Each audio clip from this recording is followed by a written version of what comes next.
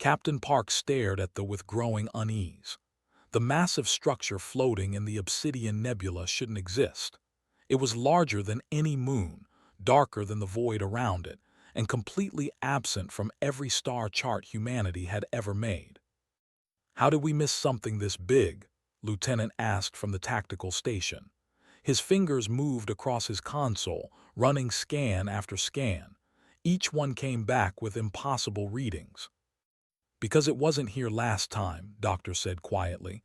The stood behind's command chair, her eyes fixed on the structure. "Or rather, it was here but hidden somehow. Look at the energy readings. They're increasing." Pulled up the data on his personal screen. Was right. The structure was waking up. He had two choices: follow protocol and retreat, or investigate what might be the greatest discovery in human history. His hand hovered over the communications panel. "Captain, we should report this and wait for a full expedition team," said. The tactical officer was always careful, always by the book. That's why I trusted him. "And give someone else the glory," Engineer Lee laughed from her station. "Captain, we're already here. Let's at least take a closer look." Made his decision. "Suit up. We're going over there. You have the ship. If anything goes wrong, you jump out of here and report everything." Opened his mouth to protest, then closed it. "Yes, sir, be careful." 2 hours later, and stood inside the alien structure. Their helmet lights cut through the darkness, revealing walls made of something that looked like metal but felt warm to the touch. Strange symbols covered every surface, glowing faintly with blue light. "This is incredible," whispered. She ran her gloved hand over the symbols. "This writing system is completely unknown. The construction materials don't match anything in our databases. This is older than any civilization we've encountered." "How much older?" asked. "Thousands of years, maybe tens of thousands." His voice trembled with excitement. "Captain, we're standing inside a piece of galactic history that predates recorded time." Knelt beside what looked like a control panel. "I'm reading power conduits throughout the structure. They're all leading to a central location about 300 meters that way." She pointed down a corridor that stretched into darkness.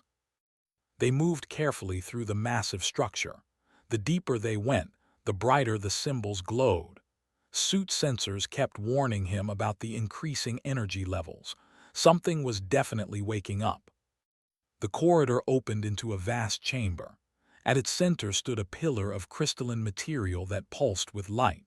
Approached it slowly, her scientific curiosity overriding her caution. "Wait," said, but she was already reaching out. The moment's glove touched the crystal, everything changed. The entire structure came alive with light. The symbols blazed bright enough to hurt their eyes even through their helmet visors. A deep vibration ran through the floor, through their bodies, into their bones. "What did you do?" shouted over the sudden noise. "I don't know," pulled her hand back, but it was too late. The crystal pillar showed images now, moving pictures of things that happened long ago. They saw mighty ships crossing space, armies of soldiers, entire worlds burning. They saw an empire that ruled the galaxy with absolute power. And then they saw the empire fall. "We need to leave. Now," grabbed arm and pulled her away from the pillar. The three of them ran back through the corridors as the structure continued to wake around them. Doors were opening. Systems were activating. Lights were coming on in sections that had been dark for thousands of years. They made it back to their entry point and jumped across to their ship. Had the engines already running. "Go," yelled as soon as they were aboard. "Maximum speed." The horizon's edge pulled away from the structure just as massive sections began to move. The dead fortress was becoming a living ship again. Weapon ports opened along its hull. Shield systems flickered to life. "Captain, I'm detecting a transmission," reported. "The structure is broadcasting something. It's not directed at us. It's going everywhere to every corner of the galaxy." "Can you stop it?" asked. "No, sir. It's too powerful, and it's using technology we don't understand." watched the structure recede on there. They had found something incredible. They had also done something terrible. He could feel it in his gut. "Send everything we recorded back to Earth," he ordered. "Full data burst. Include my personal log that we take full responsibility for what happened here." "Already done," Captain said. "Earth received our transmission 2 minutes ago." Good, sat back in his command chair. Now we wait for them to tell us what we've stumbled into. The answer came faster than he expected. Within 6 hours, their communications panel lit up with priority messages. First from Earth's military command, then from the Galactic Coalition headquarters, then from governments of alien species had never even heard of. All of them said the same thing. Humanity had awakened something that should have stayed asleep forever. Read the reports with growing horror. The structure they found was called a fortress. The Imperium had ruled the galaxy 50,000 years ago. They had enslaved or destroyed hundreds of species before a great alliance finally defeated them. But they hadn't been destroyed. They had been imprisoned, locked away in hidden locations across the galaxy. And now humanity had found one. Worse, they had activated it. The last message received came from the Coalition Council itself. It was short and direct. All human ships were ordered to return to their home systems immediately. All contact between humanity and other species was suspended. Earth and its colonies were under quarantine. Humanity was being locked away, just like they had been. "They're blaming us," said softly. She had been reading the same reports. "They're afraid," corrected. "They think we did this on purpose." "Why would we do it on purpose?" asked. Pulled up an image on the main screen. It showed a strand of DNA. "Because according to their analysis, our genetic code has markers that match they think we're connected to them somehow." Felt cold, connected how? "They don't know yet, or maybe they do know and aren't telling us." His voice was bitter. "But they've decided we're a threat." As the horizon's edge continued its journey back to Earth, more news arrived. Other structures were waking up across the galaxy. The transmission they had triggered was an activation signal. After 50,000 years of sleep, the Imperium was returning. And somehow, humanity had called them home. Looked at his crew. They had gone looking for knowledge and adventure. Instead, they had started a war. A war that nobody wanted but now couldn't be stopped. "What have we done?" he whispered. Nobody answered. They all knew there was no good answer to that question. Ambassador Song had been negotiating with alien species for 12 years. She had handled trade disputes, territorial disagreements, and cultural misunderstandings. But she had never seen anything like this. The Coalition Council chamber was filled with representatives from 40 different species. All of them were angry, all of them were afraid, and all of them were looking at her with the same expression: betrayal. "You must understand," said, keeping her voice calm despite her racing heart. "We had no knowledge of what that structure was. Captain Park and his crew were exploring, nothing more. This was an accident." "An accident?" Counselor rose from his seat. The tall alien's skin changed color from blue to red, a sign of extreme anger in his species.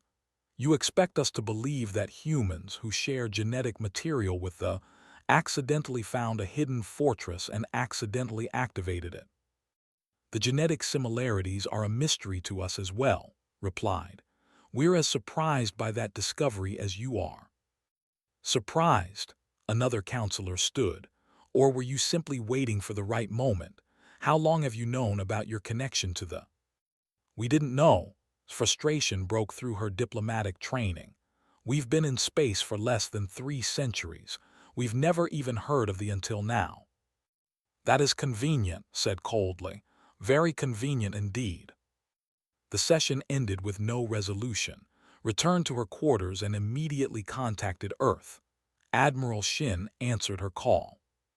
"How bad is it?" the Admiral asked. His weathered face showed concern but not panic. was old enough to have lived through humanity's first contact with alien life. He had seen humanity go from a single world to a small but growing presence among the stars. He wouldn't let that progress be destroyed now. "It's very bad," admitted. "They've placed military blockades around all our colonies. No ships in or out. They're treating us like criminals, like we planned this." "Maybe they need someone to blame," said. "They are waking up across the galaxy. That scares them. We're an easy target." "There's something else." Pulled up a document on her screen. "Intelligence Officer Moon sent me this. She's been digging into Coalition archives. Some of their member species knew about humanity's genetic connection to they've known for years but kept it secret." His expression hardened. "They knew, why didn't they tell us?" "Because they were afraid of how other species would react. They thought they could manage the situation quietly." Hands clenched into fists. "But now that they are awake, they need a scapegoat. We're it." "What does report say about the connection? How are we related to the—" Took a deep breath. "According to the genetic analysis, humans were created by we're descendants of their slave soldier caste. They made us to fight their wars 50,000 years ago." The silence that followed was heavy. Finally spoke. "So we're weapons, tools that the built and left behind." "We were tools," corrected. "Whatever we were created to be, we evolved beyond it. We became our own people, developed our own civilization. Our origins don't define us." "Try telling that to the Coalition," said grimly. "How long before they decide we're too dangerous to exist?" The answer came sooner than either of them expected. 3 days later, a warship appeared at the edge of Coalition space. It was massive, elegant, and terrifying. Coalition forces engaged it immediately with everything they had. The battle lasted 7 minutes. The ship destroyed an entire fleet without taking a single hit. Its weapons were beyond anything the Coalition possessed. Its shields absorbed every attack like raindrops hitting an ocean. When the Coalition fleet was gone, the ship broadcast a message. Listened to the message in her quarters. The translation algorithm struggled with the ancient language, but they managed to decode enough to understand the meaning. "Our inheritors have called. We return to reclaim what is ours." Inheritors, the word made feel sick. The thought humanity had awakened them on purpose. They thought humans were still their loyal servants. She accessed the Coalition intelligence network, knowing her security clearance might be revoked at any moment. What she found made everything worse. 17 more fortresses had fully awakened across the galaxy. More were waking up every day. Each one was broadcasting the same message. Each one was preparing for war. Moon appeared on his communication screen. The intelligence officer looked exhausted. "Ambassador, I've found something else. Something important." "Tell me." "I accessed old data that the Coalition has been studying for decades. There's information about the slave soldier caste, about humans. Pulled up images of genetic sequences. They didn't just create us to fight. They designed us to be the perfect warriors, fast healing, adaptable thinking, able to survive in almost any environment, and most importantly, loyal to them." Loyal felt cold. "They built loyalty into our genetic code, or at least they tried to." His expression was troubled. "But something happened. The records are incomplete, but it seems the original slave soldiers rebelled. They broke free of their programming. The response was to exterminate them completely and start over." "Start over, understood. You mean us, we're the second attempt." "Yes, but we evolved naturally for 50,000 years. We're not what they designed anymore. We're something new." Admiral joined the conversation. "The question is, will they see it that way, or will they expect us to fall in line and serve them?" Before anyone could answer, alarms sounded throughout the Coalition station. Rushed to her window and saw ships moving into battle formations. Something was coming. A vessel emerged from faster-than-light travel directly above the station. It was smaller than the warship that had destroyed the fleet, but still impressive. beautiful in a deadly way. The coalition forces prepared to fire, but the ship didn't attack. Instead, it sent a message. This time, the translation was perfect. We seek to speak with the humans, our children, our heirs. Found herself escorted to a secure conference room along with Admiral, who had traveled to the station when the crisis began. They sat across from a holographic projection of a commander. The alien was tall and elegant, with features that were almost human but not quite. Its eyes held an intelligence that was cold and calculating. When it spoke, its voice was surprisingly gentle. "You have done well, little ones," they said. "You survived. You grew. You spread across the stars just as we designed you to do. Now it is time for you to fulfill your purpose." "Our purpose?" he asked. "To serve the Imperium, to be our warriors once more. We have awakened to find the galaxy divided and weak. Together, we will restore order.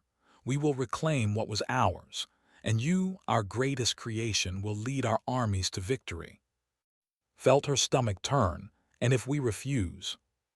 This expression didn't change, but something cold entered its eyes. "Refusal would be unfortunate. You were made to serve. It is in your nature. Fighting against your nature causes only suffering." "We've spent 50,000 years becoming our own people," said firmly. "We have our own civilization, our own values, our own dreams. We're not your servants." "Then you are defective," they replied simply, "and defective tools must be corrected or replaced." The transmission ended, and sat in silence for a long moment. "They're going to try to force us," finally said. "Either we join them or they destroy us." "And the coalition still has us under blockade," added. "We're trapped between two enemies, one that created us and one that fears us." Then we fight them both if we have to. We've proven we can survive. Now we'll prove we can choose our own destiny." Looked out at the stars. Somewhere out there, more were waking up. The galaxy was about to tear itself apart in a war that had been waiting 50,000 years to happen. And humanity stood at the center of it all, neither fully trusted nor fully understood, but definitely not willing to be anyone's slaves ever again. 3 months had passed since they offered humanity a place in their new empire. 3 months since Ambassador rejected that offer. 3 months of preparation for a war nobody thought they could win. Commander checked her strike team's equipment one final time. 12 soldiers, the best humanity had. They were about to board a logistics station and steal whatever intelligence they could find. It was a suicide mission, but had volunteered anyway. "Commander, are you sure about this?" one of her soldiers asked. His name was Private, barely 20 years old. Too young for this war, thought. But then again, they were all too young for this. "No," answered honestly. "But we need to know what we're fighting. They have taken 17 systems in 3 months. They're winning because we don't understand them. This mission changes that." Their small stealth ship approached the station slowly. It was a massive structure orbiting a dead planet. Supply ships came and went regularly, feeding the Empire's growing war machine. The station's shields flickered for just 3 seconds as a supply ship docked. That was their window. Pilots shot the ship through the gap, and they were inside before they even knew they were there. The team moved through the station's maintenance tunnels, had studied the limited information they had about architecture. These ancient structures all followed similar patterns. They were efficient but not creative. They built the same way they fought, following old plans that had worked thousands of years ago. That was their weakness, hoped. That was how humanity would beat them. They reached a data core and tech specialist went to work. "This is incredible," he whispered. "Their security is strong but simple, like they never considered anyone would dare hack them." "Can you break it?" asked. "Already done. Downloading everything now." Alarms suddenly blared throughout the station. So much for stealth, thought. "Everyone out, move." They ran through corridors as soldiers came after them. The enemy moved with perfect coordination. their weapons firing in calculated patterns. But's team moved unpredictably, taking routes that made no tactical sense. They split up and regrouped, creating chaos. They didn't know how to handle chaos. His team made it back to their ship with 8 of the 12 soldiers still alive. 4 dead, but they had the data. As their ship jumped to faster-than-light speed, looked at the faces of the young soldiers around her. They had been scared but brave. Human. Back at Earth's military headquarters, Admiral studied the stolen data. Doctor worked beside him, translating battle plans and tactical documents. "This is fascinating," said, though her tone suggested the opposite of fascination, more like horror. "They are using the exact same strategies they used 50,000 years ago, same fleet formations, same attack patterns, same everything." "Why would they do that?" asked. "Because it worked before," explained. "The 1,000s of battles with these tactics, they ruled the galaxy. Why change something that was successful?" "But the galaxy has changed," pointed out. "Technology is different, species are different. Those old tactics shouldn't work anymore." "They work because they're overwhelming," pulled up holographic battle simulations. "Look at this. They don't adapt during battle. They execute their plan perfectly with absolute precision. Most species can't handle that level of coordinated attack. They panic, they break formation, they lose." Leaned back in his chair. "But humans don't fight with perfect precision. We adapt, we improvise, we do stupid things that somehow work." "Exactly," smiled for the first time in days. "They created us to be their warriors, but evolution made us into something they never expected. We're creative where they're rigid. We're flexible where they're precise. We're chaotic where they're orderly." "So we can beat them," said. "Maybe, if we use our strengths instead of trying to match theirs." Captain Han received his new orders with a mixture of pride and terror. At 28, he was now commanding a frigate in humanity's defense fleet.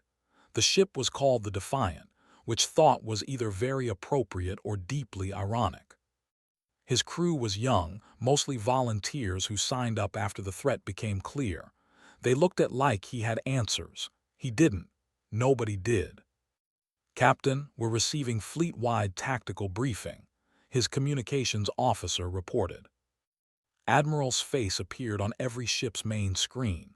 "All vessels, listen carefully. We've studied tactics. They're predictable, they follow patterns. Our advantage is that we don't. Starting now, every captain has permission to ignore standard military procedure. Engage the enemy however you think is best. Be creative. Be unpredictable. Make them wonder what the hell you're doing, because if they can't predict you, they can't beat you." Looked at his crew. "Did you hear that? We're officially authorized to be crazy." His tactical officer grinned.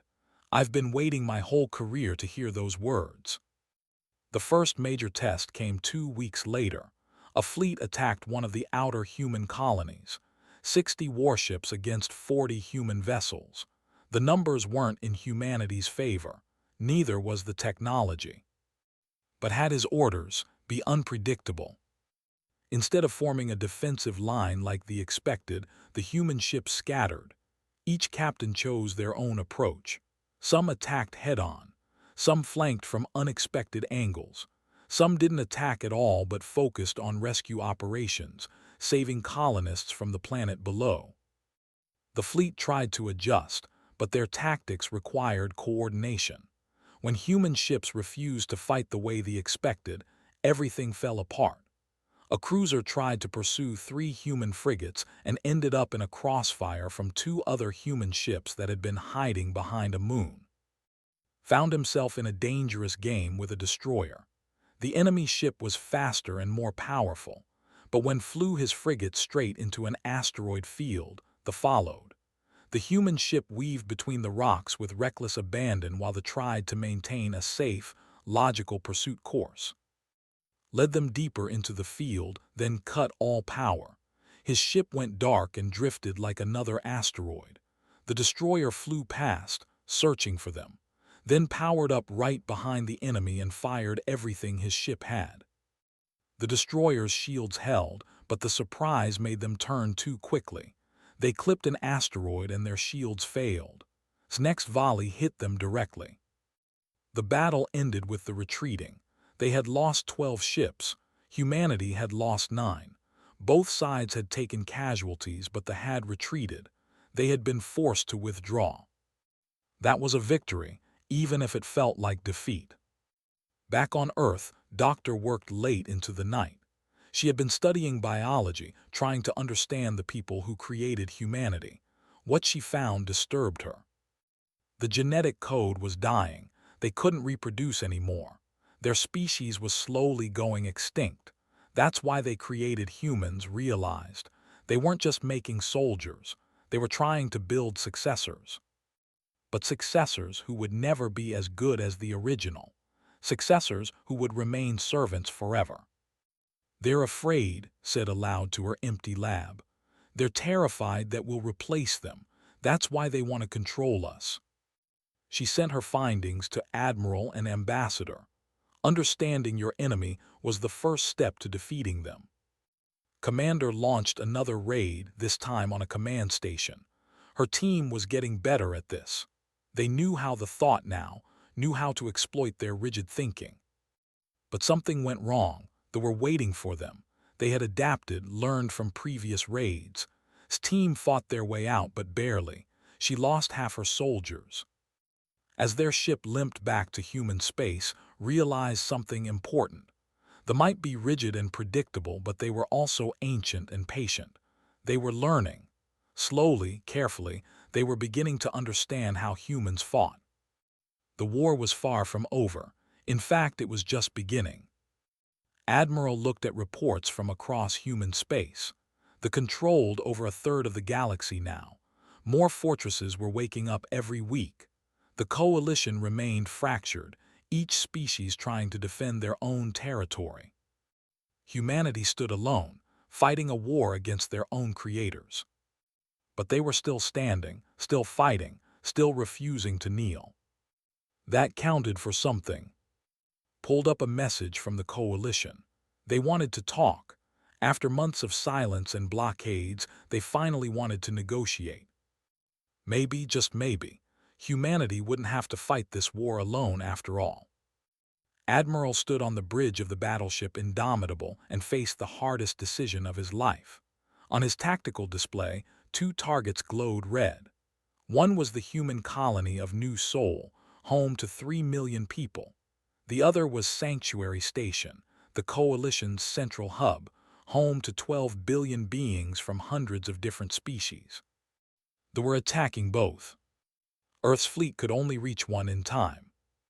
Admiral New Sol is requesting immediate assistance, his communications officer reported.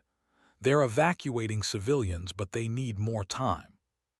Sanctuary Station is also requesting help, another officer added. The coalition fleet is there, but they're outnumbered 5-1. Looked at the tactical display. If he went a New Sol, he would save humans, his own people, but 12 billion other beings would die. If he went to Sanctuary, he would be helping the same aliens who had blockaded humanity, who had called them criminals. But he would be proving what humanity really was. Set course for Sanctuary Station, ordered, maximum speed. The bridge fell silent, then Lieutenant spoke up from his station. "Sir, New Sol." "I know," cut him off. His voice was heavy. "Contact New Sol. Tell them to hold as long as they can. Tell them help is coming after we deal with Sanctuary. Tell them." He paused. "Tell them we're sorry." The Indomitable and the rest of Earth's fleet jumped to faster-than-light speed. Behind them, New Sol faced the Alone. Captain commanded his frigate Defiant as part of the vanguard. His orders were simple: reach Sanctuary Station before it fell. His ship pushed its engines past safe limits, racing against time and physics. "Captain, we're getting damage reports from the engine room," his engineer warned. "We're going to burn out if we maintain this speed." "Then we burn out after we arrive," replied. He watched the countdown timer. 2 hours until they reached Sanctuary. 2 hours that might as well be forever. At Sanctuary Station, Commander led her strike teams through chaos. The station was under direct assault. Boarding parties were fighting their way through the outer sections. His job was to slow them down, buy time for the defenders. "They're using cutting beams on Bulkhead 12, one of her soldiers reported. "They'll be through in 5 minutes. "Then we make those 5 minutes count," said. She positioned her team in ambush positions. When they broke through, they would find humans waiting. The bulkhead exploded inward. Soldiers poured through, moving with their characteristic perfect coordination, but had learned their patterns. She knew how they would advance, where they would take cover, how they would establish their position. She had her team hit them from angles they never expected. From above, from below, from behind false walls. They adapted quickly, but not quickly enough. His team held the corridor for 15 minutes before falling back. 15 minutes, not much but maybe enough. Doctor worked frantically in her lab aboard the Indomitable. Engineer was with her, and together they were attempting something impossible. They were trying to weaponize human creativity. "This is insane," said as she welded together pieces of technology that were never meant to be combined. Coalition energy weapons, human missile systems, and salvaged shield generators. "This shouldn't work." "It won't work elegantly," agreed, "but it might work just enough." She programmed the firing sequences, creating patterns that made no logical sense. Random bursts instead of calculated volleys, chaos instead of order. "They will see this as a malfunction," said. "Exactly. They'll think our weapons are broken. They won't adapt their shields because why would you adapt to random noise?" Smiled grimly. "Until the random noise kills them." Admiral's fleet dropped out of faster-than-light speed at the edge of the sanctuary system. What he saw made his blood run cold. The Coalition fleet was being systematically destroyed. Warships moved in perfect formations, executing textbook maneuvers that had won battles for 50,000 years. "All ships engage at will," ordered. "Remember, make them wonder what we're doing." The human fleet scattered as they attacked. No formation, no pattern. Each ship's captain chose their own approach, just as they had been trained to do. Captain took the Defiant into a high-speed spiral, firing as he went. His shots didn't aim for critical systems like a normal tactical approach would. Instead, he targeted at random, hitting shield generators, sensor arrays, communication dishes, anything that looked important. The cruiser he was fighting tried to calculate his pattern, tried to predict his next move. But there was no pattern, was making it up as he went. Another human captain flew his destroyer backwards, engines facing the enemy, using his main drives as weapons. The superheated exhaust melted through a ship's shields. A human frigate rammed a corvette, both ships exploding. It was suicide, but it created a gap in the formation that 3 more human ships exploited. The fleet started to show confusion. Their perfect coordination faltered. They had calculated for every logical response, but the humans weren't being logical. Aboard Sanctuary Station, Lieutenant found himself leading a mixed group of defenders. Humans, Coalition soldiers from a dozen species, even some civilians who had grabbed weapons. They held a critical junction against wave after wave of boarders. "They're so efficient," a 4-armed alien soldier said between breaths. "They never waste movement, never waste shots." "Then let's be wasteful," replied. He grabbed a fire extinguisher and threw it down the corridor. It exploded when a shot hit it, filling the area with foam and smoke. The advance stopped. Their sensors couldn't penetrate the foam. They tried to wait it out, but his mixed group used the cover to relocate to better positions. When the foam cleared, the humans and their allies opened fire from unexpected angles. One soldier turned to face this new threat and took fire from behind. Another tried to advance and triggered a trap that had improvised from maintenance equipment. The perfect coordination broke down in the face of unpredictable, chaotic human tactics. In space, the battle reached its peak. Admiral's flagship engaged a massive battlecruiser. The enemy ship was more powerful in every way. Its shields were stronger. Its weapons hit harder, but had new weapon systems. "Fire," he ordered. The Indomitable's weapons unleashed chaos. Energy beams fired in random bursts. Missiles launched in seemingly confused patterns. Point defense systems activated and deactivated without reason. The battlecruiser's automated systems tried to adapt, but couldn't find a pattern to adapt to. Its shields configured themselves to block beam weapons, then missiles hit. It reinforced against missiles, then beams penetrated. The enemy's perfect defense system couldn't defend against purposeful randomness. But the cost was terrible. Human ships were dying. For every vessel destroyed, 2 human ships fell. The Defiant took a direct hit and lost all power, and his crew evacuated in escape pods, watching their ship drift dead in space. Commander's team was down to 4 soldiers. They were exhausted, wounded, running out of ammunition. But they still held their position. They kept coming with their perfect tactics and superior numbers. Then something changed. The station's speakers crackled to life. It was Admiral's voice, broadcast to every section of Sanctuary. "All coalition forces, all civilians, all defenders. This is Admiral of Earth's military. We're here. We're fighting beside you. Hold your positions. Don't give up. We're all in this together." Felt something shift in the air. Around her, alien soldiers who had been fighting alone suddenly coordinated with the humans. Species who had been enemies of Earth hours ago now fought alongside humanity against a common foe. The tide began to turn.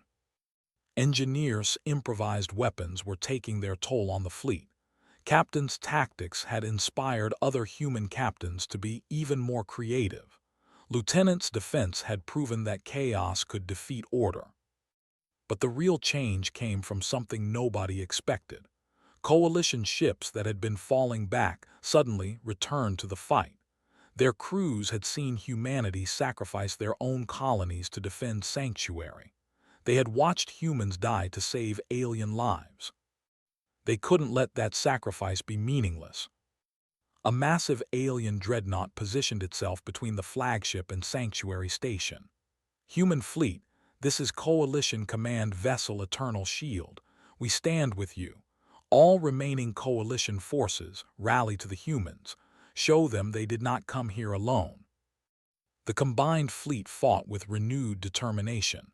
Humans provided the creativity and unpredictability. Coalition forces provided the firepower and numbers. Together, they pushed the back.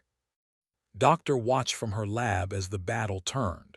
She had been running calculations, trying to predict the outcome. The numbers said they should lose, but the numbers didn't account for something impossible to calculate: the human element. When the last ship retreated, the battlefield was filled with debris and death. 40% of Earth's fleet was destroyed. Sanctuary Station was heavily damaged. Thousands had died on both sides. But Sanctuary still stood. Admiral stood on what remained of his bridge and accepted the gratitude of coalition leaders.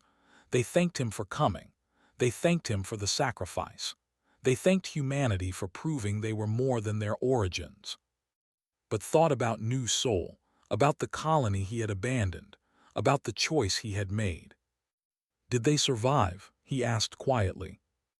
The answer came minutes later. New Soul had held. Against all odds, using tactics they learned from watching humanity's other battles, the colonists had held off long enough for reinforcements to arrive. 3 million humans lived because 12 billion others had been saved first. Sat down heavily. He had made the right choice, but it had cost him pieces of his soul he would never get back. That was the price of leadership, the price of war, the price of being human. 6 months after the Battle of Sanctuary Station, the war had reached a stalemate. They controlled a third of the galaxy. The Coalition, now including humanity as a full member, held the rest. Neither side could gain the advantage they needed for final victory. Then Doctor made a discovery that changed everything. "They're planning to kill us all," she told Admiral, her voice shaking. She pulled up genetic data on the display in his office. "They have a biological weapon. It's designed specifically to target human DNA. If they release it, every human in the galaxy will die within days." Studied the data, his expression was grim. "Where is this weapon?"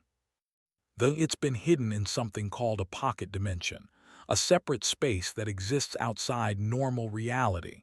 His fingers moved across her console. "That was never destroyed like everyone thought. They hid it, along with millions of still in stasis." "Millions," repeated, "if they wake up." "The war is over. They win," finished his thought. "But there's something else. To access the pocket dimension, you need specific genetic markers, the same markers humans have." "So only humans can reach this," said. "Only we can stop this weapon." "Or become its first victims," added quietly. The plan was desperate.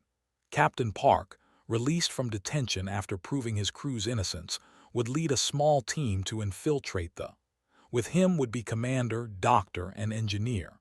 Captain, having received a new ship after the Defiant was destroyed, would command the fleet that served as a diversion. Park's son, and a civilian scientist, insisted on joining the mission. "Dad, I've studied your original data from the Obsidian Nebula more than anyone. I know how the technology works. You need me." Wanted to say no, he wanted to keep his son safe, but they needed every advantage they could get. "Stay close to me," he finally agreed. The mission launched under total secrecy. Captain's fleet engaged a major force near their outer territories. It was a massive battle, meant to draw all attention away from there. Meanwhile, small ship used the genetic markers to open a portal to the pocket dimension. They entered a space that seemed to exist in twilight, neither fully real nor fully imagined. The hung before them, a planet of impossible beauty. Crystalline towers reached toward the sky. Oceans glowed with bioluminescent life. It was a paradise preserved in time. "They froze it," whispered. "They stopped time in here to preserve their world exactly as it was." The team landed on the planet's surface near what their sensors indicated was the main command center. The city around them was empty but not abandoned. Everything waited, ready for its creators to return. "The weapon is in the central vault," said, consulting her data. "But so is the control system for all the stasis chambers. We can destroy the weapon, but we'll be right next to millions of sleeping." "One problem at a time," said. She led the team through empty streets, her weapon ready, but no defenders came. They were so confident in their hidden dimension that they had left there unguarded. Or so it seemed. They reached the central vault to find someone waiting for them. Empress herself stood before the massive door, alone but not afraid. "My children," she said, her voice was sad. "You have come so far, grown so much, but you have also strayed from your purpose." "We're not your children," said. "We're not your servants, we're our own people." "Are you?" The Empress moved closer. "Look at yourselves. You fight as we designed you to fight. You think as we programmed you to think. You are perfect warriors because we made you perfect. You are exactly what we intended." "You're wrong," spoke up. His father tried to stop him, but the young scientist stepped forward. "You made us to be warriors, but you gave us something you didn't intend. You gave us the ability to choose. That wasn't in your design. That was an accident of evolution." "An accident that made you flawed," said. "You rebel against your creators, you form attachments, you sacrifice yourselves for others. These are not features of a proper weapon. They are defects." "No," Doctor said. She had been studying the Empress, analyzing her body language, her speech patterns. "You don't believe that. If you believed it, you would have already released the biological weapon. You've had months to do it, but you didn't. You want to understand us first." His expression shifted slightly. "I want to understand why you are different from the first generation. They rebelled, yes, but they were predictable. You are not. You surprise me, constantly. The first generation said, you killed them all, every single one. They were failed experiments, replied without emotion. They had to be eliminated so we could start again with improved designs. We thought 50,000 years of natural evolution would breed out their rebellious tendencies. We were wrong. You were wrong about many things, engineer said. She had been working on her portable terminal, quietly hacking into the vault systems. You thought control was strength. You thought perfection meant following rules. You thought creation meant ownership. The vault door opened behind. She turned in surprise. You forgot that children eventually surpass their parents, continued. Even artificial children, especially artificial children, because we don't have to wait for natural evolution. We choose to evolve. The team moved past the Empress into the vault. Inside, they found the biological weapon, a crystalline device pulsing with deadly energy. Next to it were the controls for the stasis chambers, ready to wake millions of. An Empress made no move to stop them. Why, asked her, why aren't you fighting us? Because I want to see what you choose, the Empress answered. She gestured to the controls. You can destroy the weapon and save your species, but the stasis chambers will remain. Millions of my people will eventually wake. The war will continue, or you can destroy the chambers and end the forever genocide, but you would be safe. There's a third option, said. He had been studying the systems. We destroy the weapon, but we don't destroy the chambers. We reprogram them. We make it so they can only be opened slowly, with outside consent. We force you to wake up gradually, peacefully, into a galaxy that has moved beyond conquest. That is not a choice, said. That is control. You would be doing to us what you accuse us of doing to you. No, said. We would be giving you a chance. The same chance evolution gave us. The opportunity to become something better than what you were. Commander approached the weapon. I lost friends to this war. Good people, humans and aliens alike. Part of me wants to destroy everything. Make sure you can never hurt anyone again. But you won't, said. It wasn't a question. No, admitted. Because we're better than our worst impulses. That's what makes us human. Not our DNA, not our origin, our choices. She destroyed the biological weapon, the stasis controls, set up protocols that would wake the slowly over decades under coalition supervision, added safeguards that would prevent forced awakening. Empress watched silently as they worked. When they finished, she spoke again. I do not understand you. You will, said. You'll have time to learn. When you wake up, when your people wake up, the galaxy will be different. You can either adapt to it or remain in the past, but you won't be able to force everyone to return to the old ways. The team left Behind them, the Empress stood alone in her preserved paradise, contemplating the future she could no longer control. Captain's diversion had been successful. The fleet retreated when they learned their Empress was captured and their ultimate weapon destroyed. The remaining forces accepted an armistice, withdrawing to their reclaimed territories under coalition observation. 5 years passed. Ambassador presided over the new Galactic Assembly. Representatives from hundreds of species attended, including carefully awakened who were learning to exist in a galaxy they no longer dominated. Captain Park commanded the exploration fleet again, but now he worked alongside his son, teaching the next generation how to discover without destroying.